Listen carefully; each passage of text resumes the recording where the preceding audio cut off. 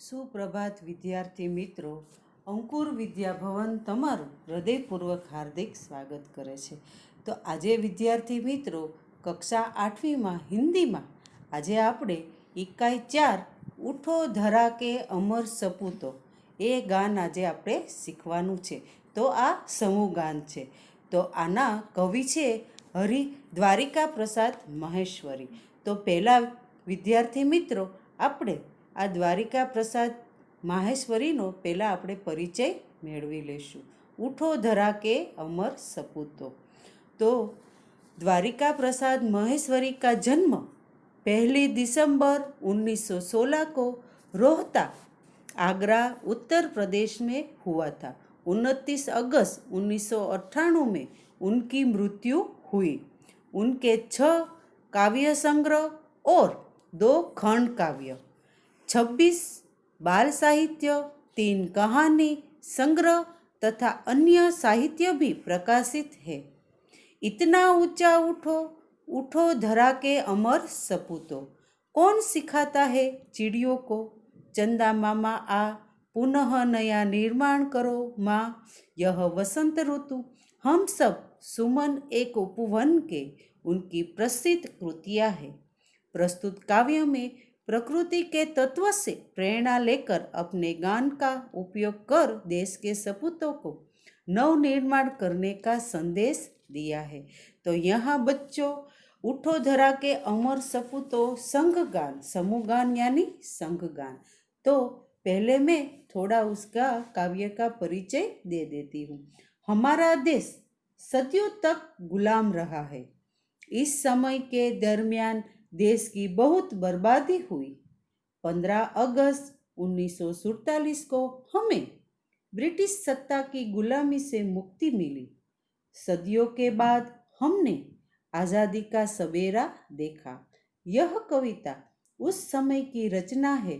इसमें कवि ने देश के सपूतों से देश का नव निर्माण करने के लिए कहा है. तो यहाँ महेश्वरी द्वारिका प्रसाद महेश्वरी क्या अमर सपूतों से जो कहना चाहते हैं वो बात मैं पहले बच्चों आपको बताती हूँ.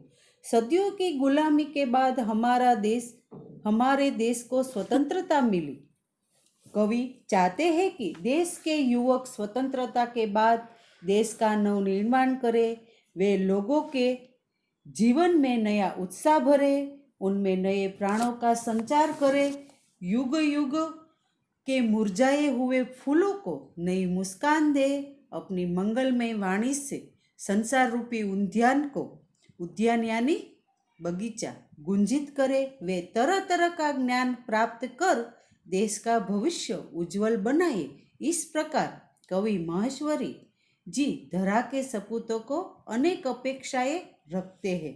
तो इस उठो धरा के अमर सपूतों कुछ संदेश देना चाहते हैं, जो अपने काव्य के द्वारा कवि देश के सपूतों से कहते हैं कि देश स्वतंत्र हो चुका है, अब तुम्हें देश का नव निर्माण करना है, स्वतंत्रता का लाभ जन जन तक पहुंचाना है.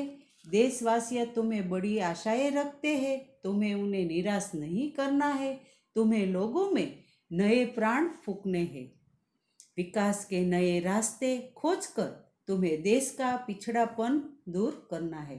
तो यहाँ महेश्वरी जो द्वारिका प्रसाद महेश्वरी जी है वो एक संदेश देना चाहते हैं, जो अमर सपूतों को. वो संदेश में नए युग में भारत को, अपने देश को ले जाना चाहते हैं.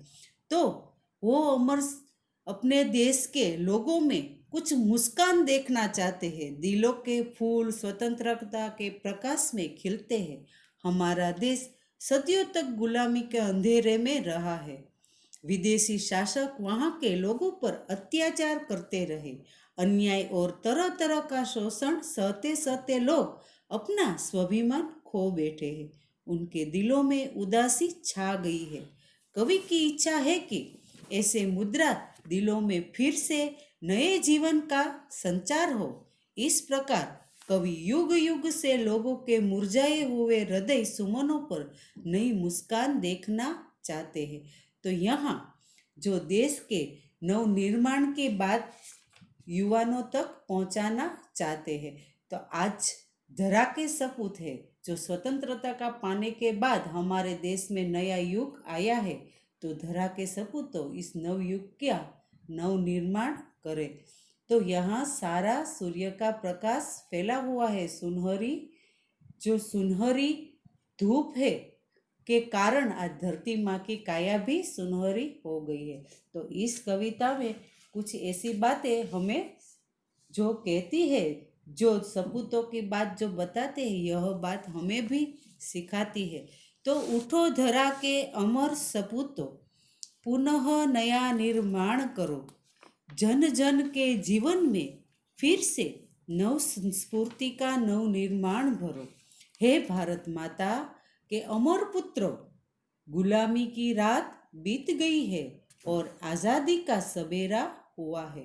तो यहाँ कवि कहते हैं, हे भारत माता के अमर पुत्रों, अब हमारी गुलामी, जो गुलाम थे हम, 15 अगस्त 1947 में हमें ब्रिटिश सत्ता से गुलामी से मुक्ति मिली है। तो आज हमारा नया सवेरा हुआ है। अब तुम अज्ञान आलस्य की नींद से जागो। अब हमारे जीवन में आलस्य नहीं होना चाहिए और अज्ञानता भी नहीं होनी चाहिए। देश के नव निर्माण में लग जाओ, कुछ नया सोचो, कुछ नया विचारो।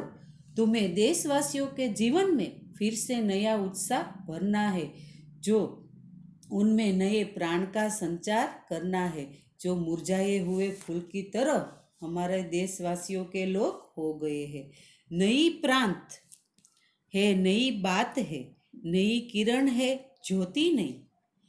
तो यहाँ नई प्रांत, आज़ादी की नई सुबह।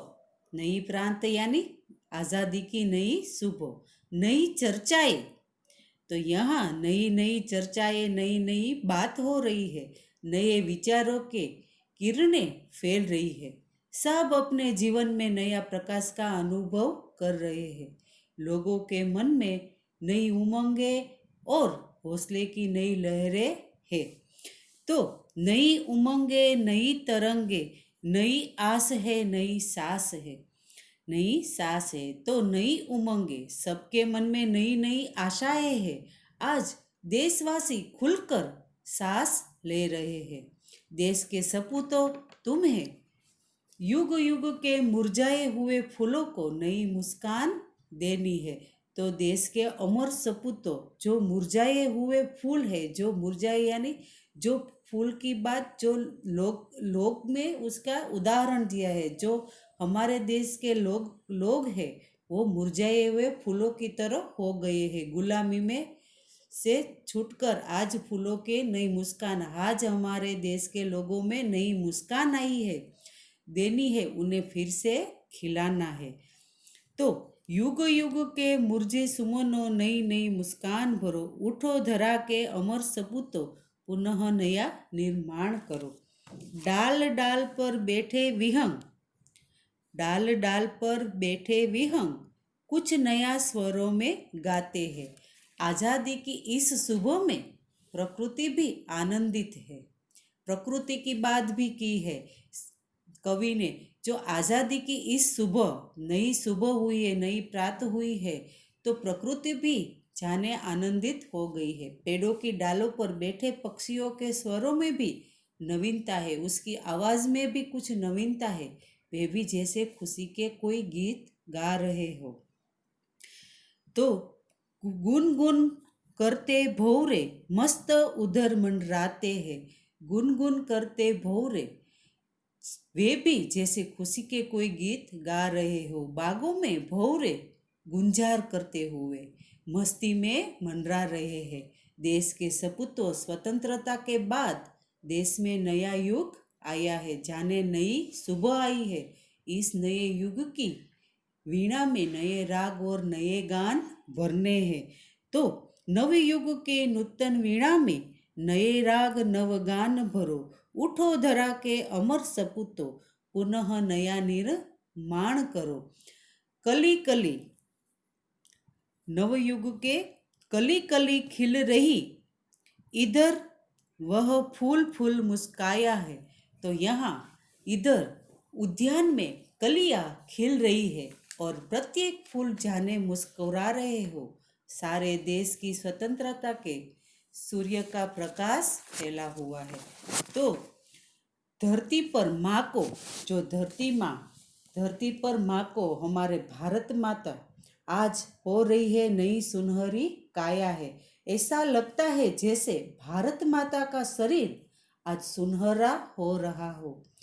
देश के सपूतों, तुम्हें अपनी मंगलमय वाणी से इस संसार रूपी उद्यान को गुंजित करना है। हे देश के सपूतों, अपनी संसार रूपी जो वाणी है, जो हमारे देश में मुरझाए हुए फूल की तरह लोग हो गए हैं, उसे जाने नया शरीर मिला है। सपूतों, तुम्हें अपनी मंगलमय वाणी से इस संसार रूपी उद्यान को गुंजित करना है। सरस्वती का नूतन मंगलमय ध्वनियों से गुंजित जग उद्यान करो। उठो धरा के अमर सपूतों, पुनः नया निर्माण करो। सरस्वती का पावन मंदिर, शुभ संपत्ति तुम्हारी है। कवि देश के बालकों से कहते हैं कि हमारा देश सरस्वती का पवित्र मंदिर है। हमारा देश है वो क्या है बच्चों? सरस्वती का पवित्र मंदिर है। यहाँ की कल्याणकारी सारी विद्या ही तुम्हारी संपत्ति है। जो हमारे पास जो विद्या है वो हमारी संपत्ति है। तुम में से हर बालक इसका रक्षक और पुजारी है। तो यहाँ बालक की बात, तुम में से प्रत्येक बालक इस विद्या मंदिर का रक्षक और पुजारी है। तुम्हें यहाँ ज्ञान के सैकड़ों दीपक जलाने हैं। तो तुम्हारे यहाँ ज्ञान के सैकड़ों दीपक जलाने हैं। शत शत दीपक जला ज्ञान के नगो नवयुग का आह्वान करो। उठो धरा के अमर सपूतों, पुनः नया निर्माण करो। तुम्हें यहाँ ज्ञान के सैकड़ों दीपक जलाने हैं और नए युग का आह्वान करना है। तुम्हें सभी प्रकार का ज्ञान पाकर देश का भविष्य उज्जवल बनाना है। तो ज्ञान हो तो हमारा देश उज्जवल बनेगा और आगे बढ़ेगा। यही बात यहाँ बताई है। तो उठो धरा के अमर सपूतों, तुम्हें पुनः निर्माण करो। जन जन के जीवन से फिर से नव स्फूर्ति का नव प्राण भरो। उठो धरा के अमर सपूतों, पुनः नया निर्माण करो। तो यह काव्य हमारा बच्चों यहाँ पूर्ण होता है और यह स्क्रीन पर देखकर तुम्हें एक बार यह काव्य लिखना है और मैं इस होमवर्क में लिंक भेजती हूँ। यह लिंक देखकर आपको काव्य सीखना है और उसका गान भी सीखना है। तो आपको होमवर्क में यह गान एक बार ज़रूर लिखना बच्चों। और मुझे आशा है कि यह काव्य आपको पसंद आया होगा और आपको समझ में भी आया होगा। अब अगले तास में उसका कुछ सवाल जवाब सीखेंगे। थैंक यू विद्यार्थी मित्रों।